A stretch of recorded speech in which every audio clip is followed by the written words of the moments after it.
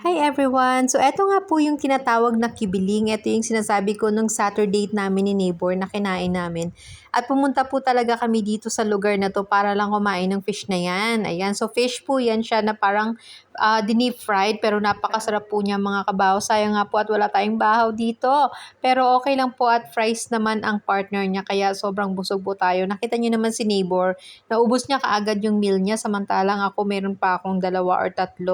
At alam nyo na sinong mag-uubos niyan kasi nga po nakakabusog po talaga yung kibiling na yan, na fish na yan. Ayan. So, nabusog nga yan dyan si neighbor.